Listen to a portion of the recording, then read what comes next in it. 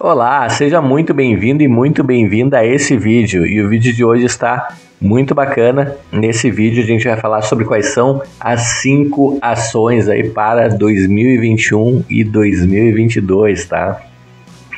Então esse vídeo aí surgiu para ajudar você aí que está buscando ações aí para compor a sua carteira, certo? Então a gente está trazendo uma análise aí para 5 ações aí que a gente está imaginando que vai bombar nesse próximo ano, tá? Então fica ligado aí que a gente já vai falar sobre essas 5 ações. E se você não me conhece ainda, meu nome é Itaboraí Santos, eu opero no mercado financeiro desde 1997, fazendo operações aí do tipo Day Trade, Swing Trade e Position Trade. E lá em 2016 eu criei a empresa Hora do Trader para justamente estar desmistificando esse mercado, ajudando pessoas como você a investir aí de forma mais acertada financeiramente falando. Já convido você para que você já se inscreva no nosso canal, certo? E habilite o sininho aí para que o YouTube entenda que esse vídeo é relevante para mais e mais pessoas, ok? Bom, dito isso, feitas as apresentações, vamos lá direto ao vídeo já, tá? Então, a primeira coisa que você precisa saber é que esse vídeo aí tem por objetivo somente recomendar, na verdade, os estudos aí referentes a essas ações, e de jeito nenhum recomendar a compra ou venda dos determinados ativos que a gente está falando aqui, tá? Então, cuide desse vídeo, é meramente educacional, tá? Então, dá uma olhadinha com carinho nas ações, porém, você tem que fazer as suas próprias análises aí, estudos para ver se vale a pena ou não investir nessas ações, tá? Bom, situação atual aí, né? Então, a gente está passando agora, no momento que estou gravando esse vídeo, é final do ano aí de 2021, e a nossa situação atual, tá? São situações aí de incertezas, tá? Como assim incertezas? Incertezas econômicas e políticas, tá? No momento que eu gravo esse vídeo, tá tentando passar na Câmara uma PEC, tá? Para poder aumentar os gastos aí do governo, certo? O atual presidente, que é o Jair Bolsonaro, está ainda sem partido, está em negociação aí, em vias de participar aí do PL, né? Mas não está certo ainda. Então, incertezas também econômica quanto à inflação. A inflação vem subindo, se dirigindo a casa dos 2 dígitos. A taxa Selic, agora, enquanto eu gravo esse vídeo, está um pouco mais de 6%, está 6,75%, certo? E tendendo a ir para 10 a 12% no próximo ano, tá? Então, são incertezas, e quando a gente fala de incertezas, o mercado financeiro acaba precificando também essas incertezas, tá? Principalmente quando são pessimistas, tá? Então, a bolsa tá em 102, 103 mil pontos. Ela chegou a bater 130 mil já, no momento de euforia, e agora caiu para 102 mil pontos, tá? Então, é uma queda bem grande, aí 20 e tantos %. Certo? Então, período de grandes incertezas, tá? No mundo, a pandemia está aumentando novamente, enquanto eu gravo esse vídeo. Fala-se em 4ª onda, né? Alguns países já estão vacinando a 3ª dose. Então, o turismo ainda está prejudicado, agora em novembro, dezembro, tá? De 2021. Nem todos os países do mundo ainda abriram as fronteiras, ok? Então o turismo aí está bem prejudicado também em função da pandemia. Bolsa de valores, como eu falei, né, está em queda. Então ela saiu lá dos 130 mil, do top dela, para 102 mil, tá? Então ela tem andado de lado, tem caído em função dessas incertezas que eu falei acima. E para completar o cenário, nós temos ainda eleições em 2022, onde os principais candidatos é o presidente atual, que é o Bolsonaro, e o ex-presidiário Lula, né? Então, é bem complicado a situação, né? tem os que não gostam do Bolsonaro e os que odeiam o Lula, e tem um pequeno percentual aí que ama o Lula, independente do que ele tenha feito, tá? E votariam nele de qualquer jeito, mesmo que ele tenha feito, apesar de ele ter feito o que ele fez, tá? Então, esse é o cenário total incerteza, tá? Nesse cenário de incerteza, o que aconteceu com as empresas?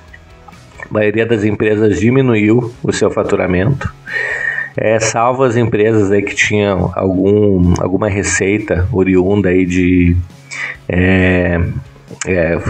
oriundas aí, por exemplo, de uma atualização aí de valores em função de IGPM, que foi o caso das elétricas, tá? Então muitas delas conseguiram subir mesmo na crise, por uma tarifa de luz mais alta e também pela atualização aí do IGPM, certo? Mas de modo geral caiu o faturamento das empresas, e de modo geral a dívida das empresas que acabou aumentando, porque elas não conseguiram pagar as dívidas e acabou virando bola de neve. E também, na média, falando aqui de caixa, né, da empresa, também diminuiu o seu caixa, tá? Então, muitas empresas quebraram na vida, na pandemia, muitas empresas estão, por assim dizer, penduradas, né, em vias de quebrar, tentando de todas as formas sobreviver, agora nesse ciclo pós-pandemia, certo? E as perspectivas aí para 2022 são incertas ainda, tá? Esse é o cenário atual. Bom, dentro desse cenário a gente destaca alguns setores que são interessantes, né? Setores, por assim dizer, perenes, tá? Que sobrevivem ao tempo, que são os setores aí de telecomunicações, agora com a entrada do 5G, do leilão do 5G vai ser interessante. Setor de energia, né? As elétricas também, que independente de qualquer coisa, você tem que pagar sua conta de luz, se não corta, mesmo que você não use. Bancos também, bancos a gente não consegue ficar sem um banco, seja para financiar uma casa, um carro, seja para movimentar o nosso dinheiro, para receber o nosso salário, enfim, os bancos são fundamentais. Empresa de saneamento, que também independente de você dar uma descarga no banheiro, estar viajando ou estar usando a sua casa, você vai ter que pagar também pelo menos uma taxa mínima de saneamento, tá? Então, outra empresa perene, embora esteja aí em muitos estados brasileiros com crise hídrica, tá? A empresa repassa esses custos a mais para os clientes. E também ramo de papel e celulose aí, que bombou muito nessa pandemia em função da escassez aí de materiais aí, como embalagens, por exemplo, tá? Então esses são os setores que eu acredito que são os setores mais interessantes aí para se investir nesse próximo ano. Agora, setores que eu acredito que seria bom ficar de fora, tá? Aéreas, né? Os aéreos aí eu acho que nessa crise deu para entender, né? Como é que funciona exatamente a aérea, que está bem ligado ao turismo, certo? E no momento que acontece uma crise como essa, fica bem evidente a fragilidade do setor aéreo. Diversas empresas ao redor do mundo quebrando, outras pedindo ajuda do governo para se manter abertas, tá? Então foi uma corrida maluca aí, com os aviões parados no pátio sem poder voar em função dessa pandemia. Turismo, nem dizer, né? Muitas empresas quebrando, turismo não normalizou ainda, ou seja, 2 anos perdidos, tá? Falando de turismo, infelizmente aconteceu isso e acabou realmente impactando em muitas empresas ligadas a turismo, como por exemplo a CVC. Construção civil também, né? A gente viu uma época aí que as pessoas, pelas incertezas também, não estavam comprando, incertezas que continuam, né? Comprando casa nova, certo? Muitas pessoas se mudando dos grandes centros, aí, como as capitais, para cidades menores, em função justamente do que aconteceu. Varejo totalmente impactado, né? Uma vez que não conseguiam abrir para vender, e alimentos também, em função aí da exportação para outros países, aí, certo? E do consumo interno ter sido prejudicado. Bom, continuando aqui, Então vamos aí aos setores, né? Empresas de cada setor que eu acredito que são mais interessantes. A gente falando um pouco de telecomunicações, a gente fala aqui de Vivo, tá? Então uma empresa bem interessante, aí o dividendo dela aí, médio de 6,14%, certo? Por ano. Empresa aí com bons fundamentos, né? Então uma margem bem elevada, certo? Uma margem líquida aí interessante, um crescimento ok, e é uma empresa aí que cresce ano a ano, tá? O reloginho Vivo, acho uma empresa bem interessante, falando de empresa de telecomunicação, tá? Bom, continuando aqui, falando agora de empresa de energia, tá? Energia eu separei duas empresas, então a Taesa, que é a queridinha do mercado aí, com dividend yield aqui de 8,92, tá? Então quase 9% de dividend yield, bem interessante mesmo, certo? A gente tem aqui uma dívida líquida dela de 0,87, tá? Pelo PL, e uma margem excelente, que é uma margem bruta aqui de 79%, um ROI de 37%, tá? Indicador de crescimento aqui dos lucros de 23%, então uma empresa bem interessante, tá? Para investir. Outra da energia elétrica que a gente trouxe é a ISA-CTEP, TRPL4, tá? Um yield, claro que esse yield aqui está distorcido, que ela pagou ainda o resultado do ano passado, certo? A gente tem um yield atual aí de 18,94%, mas o yield médio dela deve estar gerando em torno de 9%, 10%, tá?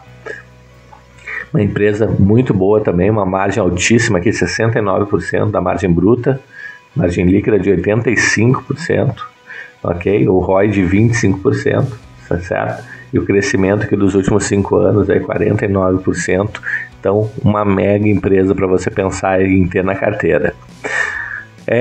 Trouxe também banco e holding aqui, então banco, a gente quer um case bem interessante, o Banco do Brasil tá com yield atual aí de 7,64%, o valor da empresa bem descontado no momento, tá? Uma margem bruta de 38%, interessante demais, um ROI de 12%, certo? E um crescimento mais modesto aí de 4,33% por ano, valor bem descontado aí atualmente em função, chegou a bater R$50 o Banco do Brasil, ele está sendo negociado a R$28, então ele tem uma margem de segurança bem interessante, tá? Aqui por fim a Itaúsa, que é uma holding aí, certo? Do Banco Itaú, tem algumas outras empresas aí na carteira dela, foi prejudicada no ano de 2020, todos, e os bancos também, né, em função de não poder pagar todo o yield que não costumavam pagar em função da pandemia, tá? Então está retomando o yield agora, os pagamentos, 4,76% de yield atualmente, certo? Nas cotações atual, eu imagino que normalizando ela volte a pagar aí, uns 7, 8% de yield, tá? Dívida líquida controlada, a gente tem aqui um ROI de quase 20%, 19%, e a receita dos últimos 5 anos, o crescimento dela em 5,78%, certo? Então bem interessante também, Itaúsa aí, uma aposta bem bacana. Bom, falando aqui em como investir, né, falando algumas coisas para você, queria falar que investir é um hábito, né, que você deve cultivar, tá? Você também deve cultivar, fazer aportes mensais, né, reinvestir também todos os lucros, né, que você ganha dos dividendos, certo? E ter um critério definido aí para comprar ou até para vender as ações, tá? E acompanhe aí seus ativos semanalmente. Essas são as dicas que eu deixo para você, certo? E se você veio até aqui no vídeo, eu convido você aí para se inscrever no nosso canal e habilitar o sininho aí para que o YouTube entenda que esse vídeo é relevante para mais pessoas, ok? E se você quer mais informações aí diárias sobre investimento, bolsa de valores, day trade, segue a gente lá no Instagram, que é o @hora-do-trader, tá? Que aí você vai ter muito mais acesso aí à informação lá que a gente passa muito mais rapidamente que por aqui no YouTube, tá bom? Bom, eu vou ficando por aqui. Um grande abraço aí, até o próximo vídeo. Até mais, tchau, tchau.